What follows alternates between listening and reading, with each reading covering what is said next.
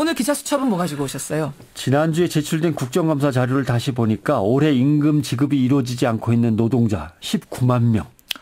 19만 명이 네. 임금 못 받고 있다고요? 체불액으로 8,500억 원. 어마어마하네요. 지난해 임금을 역시 또 못 받은 사람들은 보니까요.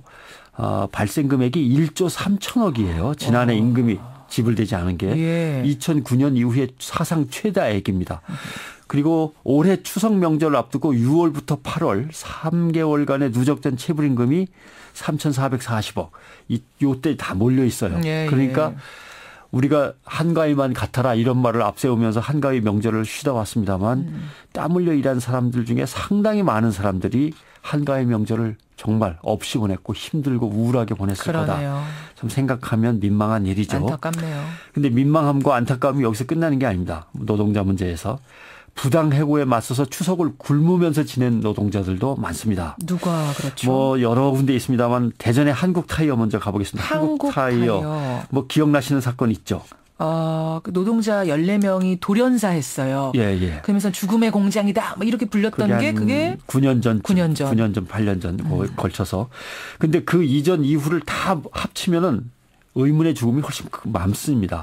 한국산업인력관리공단 통계를 보면 2010년 기준으로 한국타이어에 재직했거나 재직 중인 직원이거나 사망자가 93명인데 양성, 악성, 종양 사망자가 30명, 예, 예. 순환계 질환 사망자가 18명.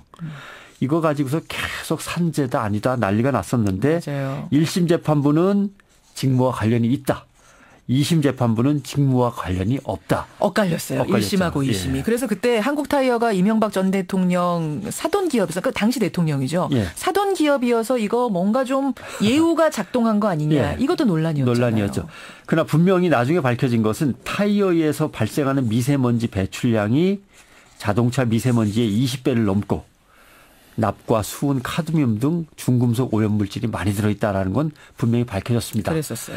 책임이 한국타이어에 있다. 이 문제를 어떻게 해야 될 건가는 뭐 법정에서 갈리긴 했습니다만. 예. 근데 이걸 언론에 알렸다고 해고당한 노동자가 있죠. 정승기 씨. 2010년에 면직 처분됐다가 대법원에 가서 이겨가지고 다시 복직했는데 회사가 다른 핑계를 또 잡아가지고 복직한 지 2개월 만에 해고했습니다. 내부 고발자네요, 그러니까. 그렇죠. 네. 지난달 31일부터 삭발하고 단식 농성이니까 지금 28일째 단식 농성을 하면서 대법원 판결을 기다리고 있습니다. 정승기 씨는 일을 못한 지 5년 6개월째예요. 그래요. 네. 자녀가 2명 있는 걸로 알고 있는데 이번 추석 때 자녀들한테 가든지 자녀들을 좀 오라고 하든지 함께 만나는 모습을 보고 싶었는데 누가 단식 농성한 추세해진 아빠의 모습을 아이들한테 보이고 싶겠어요. 그렇죠. 오지 말라 그랬다 그러더라고요. 네, 추석 연휴가 그렇게 지나갔습니다. 충북 음성의 풀무원 음성공장도 가보겠습니다. 여긴 또 여기는 무슨 일입니까? 지난 16일 화물트럭 밑에 들어가서 쇠사슬로 몸을 묶고 농성하는 노동자가 있죠. 그 몸에 쇠사슬 묶은 사진 막 SNS에 떠돌고 그랬어요. 그렇습니다. 이현철 씨인데 트럭 기사는 지입차주 아닙니까? 예, 외부에서 온 사람입니다. 그러니까 운전만 해주면 되는 건데 물건을 실을 때 물건을 내릴 때 다 풀무원의 상차 하차 담당자가 하는 게 아니고 트럭 기사들이 맡아서 하죠. 트럭 주인들이. 예. 그런데 다치면 이렇게 싣고 나르다가 다치면 당신은 지입차주고 1인 사장이니까 당신이 사장이고 고용주니까 우리 회사와는 관련이 없다. 이게 이제 통상 업체들에게 있는 일입니다. 산재 처리 안 해주는군요. 그렇죠. 그러면 치료 기간에 영업도 못하죠. 또 치료비는 개인이 부담해야죠. 예. 회사가 계약했다가 이 차를 못 쓰니까 다른 차 비용도 이 차가 내야 됩니다. 그러니까 노조는 다치지 않고 일할 권리, 인간적인 대접을 원한다. 이렇게 하면서 이제 결국 파업 농성을 벌이고 있는 거죠. 그래요.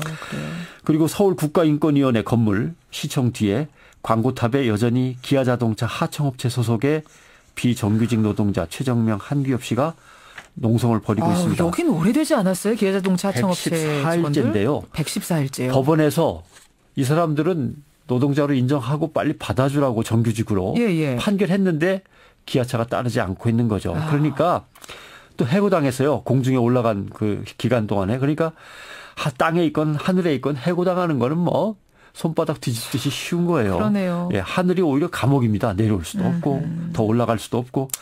그리고 서울 소공동 롯데호텔에도 문제가 있습니다. 3개월간 일하면서 정확하게는 호텔 식당의 주방 보조로 84일 일했는데 근로계약서를 84회 쓴 기네스북에 기록될 김영씨라는 노동자가 있죠. 이게 지금 무슨 말이에요? 84회 일했는데 근로계약서를 84회 썼다는 건 매일 가서 그러니까 근로계약서 썼다는 오늘 거예요? 일하러 가서 오늘 근로계약서 쓰고 다음 날 가서 또 쓰고 하면서 84장을 썼는데 예. 해고당했어요. 왜요? 도대체 이렇게 일해야 되느냐? 취업 규칙이 뭔지 좀 보여달라라고 했는데 예, 예. 다음 날 해고됐습니다. 그럼 나오지 마. 그것도 쓰기 싫으면. 전화 한 통으로. 뭐 참. 취업 규칙 이런 거 따지려면 나오지 마. 그래요. 근데 또 중앙노동위원회에서 이건 너무 억울하다 구제를 했어요. 예, 그랬더니 예. 호텔 측에서는 중앙노동위원회가 노동자 편만 든다고 행정소송을 냈습니다. 참, 그러니까 법과 공권력이 누구에게나 평등하다는 건 꿈 같은 얘기예요. 법이 회사 편을 들어주면 지켜지고 노동자 편을 들어주면 안 지켜지고 예. 이러는 거죠.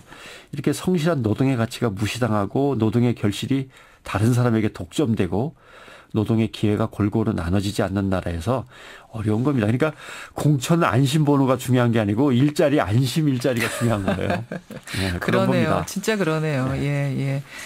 아, 오늘 참 깊이 생각해봐야 될 문제 여러 가지를 던집니다. 여러분. 변상욱 대기자 수고하셨어요. 고맙습니다. 고맙습니다.